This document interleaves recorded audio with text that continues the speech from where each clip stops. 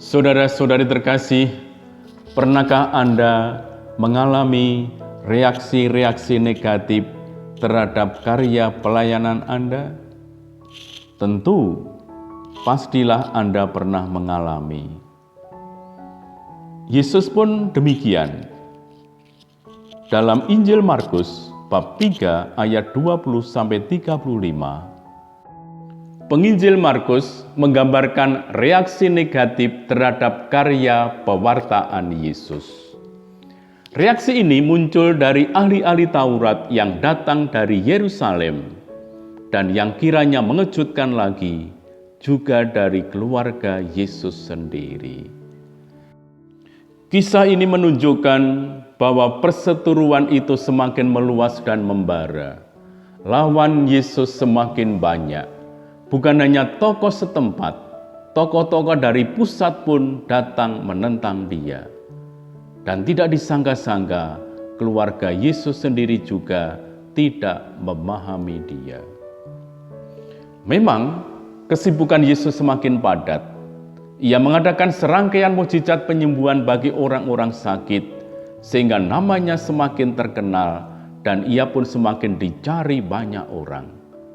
Namun, mukjizat tersebut hampir semuanya disertai kontroversi. Ketika menyembuhkan orang lumpuh, Yesus mengampuni dosa orang itu, sehingga sejumlah ahli Taurat menuduhnya menghujat Allah.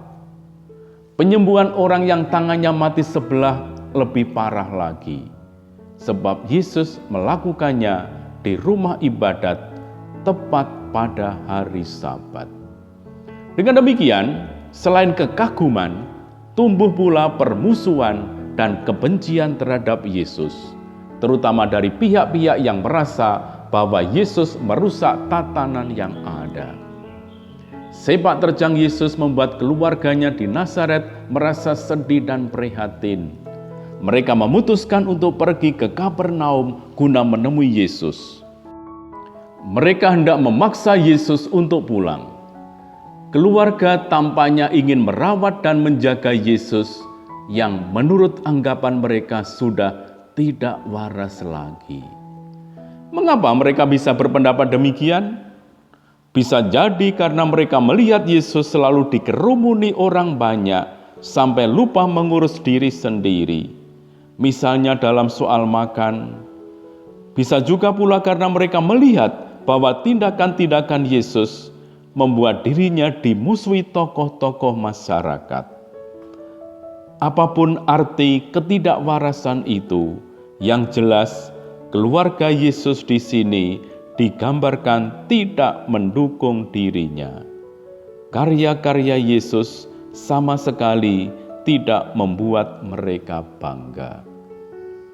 Sementara itu, ketika keluarga Yesus sedang dalam perjalanan menuju Kapernaum, Yesus sendiri tengah berkonflik dengan ahli-ahli Taurat. Mereka ini bukan ahli Taurat sembarangan, sebab datang dari pusat, yaitu Yerusalem. Setelah menganalisis pekerjaan-pekerjaan luar biasa yang dilakukan Yesus, orang-orang itu berkesimpulan bahwa Yesus bisa mengusir setan dan menyembuhkan orang sakit atas kuasa bos besar setan, yakni Beelzebul. Dengan penghulu setan, ia mengusir setan. Demikian kata mereka. Dengan dua perbandingan, Yesus membantah anggapan tersebut, dibandingkannya kuasa iblis sebagai kerajaan dan keluarga. Kerajaan yang terpecah pasti akan runtuh. Keluarga yang anggotanya saling membenci pasti tidak akan bertahan lama. Kuasa iblis bisa sangat kuat karena mereka bersatu dan bekerja sama. Iblis tidak mungkin mengusir iblis, sebab ada prinsip sesama iblis dilarang saling mengusir.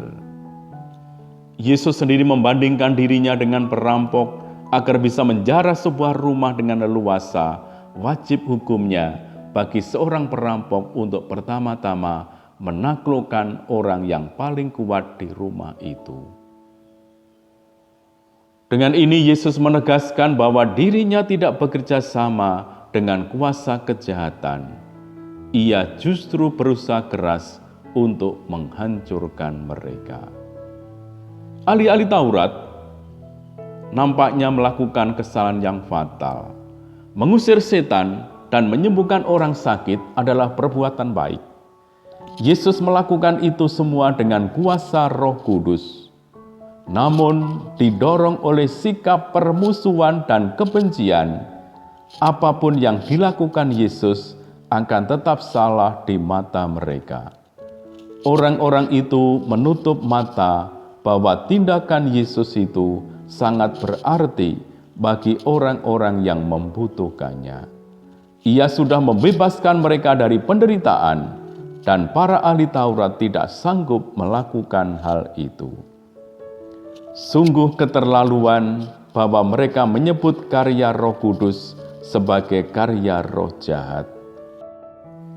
Ini adalah hujatan terhadap Roh Kudus yang menurut penegasan Yesus tidak mendapat ampun selama-lamanya. Apa persisnya yang dimaksud dosa yang menghujat Roh Kudus? Orang menghujat Roh Kudus kalau ia dengan sadar dan bebas menolak kuasa dan rahmat penyelamatan Allah yang dinyatakan melalui perkataan dan karya-karya Yesus. Ia tidak mendapat pengampunan bukan karena Allah tidak mau dan tidak mampu mengampuni, melainkan karena orang itu sendiri menolak pengampunan itu. Dengan penuh kesadaran, ia menjauh dari Allah dan menutup diri dari kerahimannya. Keluarga Yesus pada akhirnya sampai juga di Kapernaum. Mereka kesulitan mendekati Yesus karena saat itu ia sedang dikerumuni orang banyak yang antusias mendengarkan ajaran-ajarannya. Ketika diberitahukan bahwa ibu dan saudara-saudaranya ada di luar, Yesus melihat hal itu sebagai kesempatan untuk mengajarkan sesuatu kepada orang banyak. Ia mempertanyakan siapa yang tepat disebut ibu dan saudara-saudaranya. Dengan tegas Yesus menunjuk orang-orang yang berkerumun itu sebagai ibu dan saudara-saudaranya. Sebab ibu dan saudara-saudara Yesus adalah siapa saja yang melakukan kehendak Allah.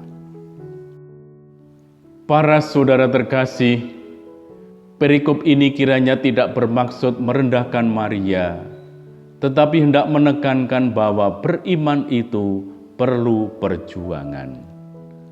Semua orang mesti berjuang untuk memahami rencana-rencana Allah, tidak terkecuali Maria. Kalau Maria saja mengalami pergulatan iman, lebih-lebih kita ini. Kita diundang membuka hati agar sanggup menyadari karya Roh Kudus yang terjadi di sekitar kita.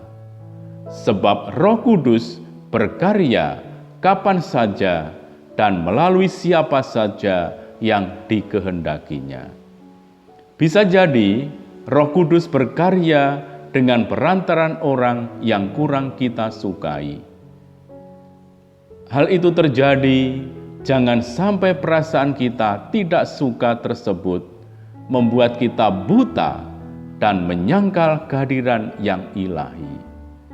Justru dengan itu, hendaknya kita menyadari kalau kebaikan selalu ada dalam diri setiap orang.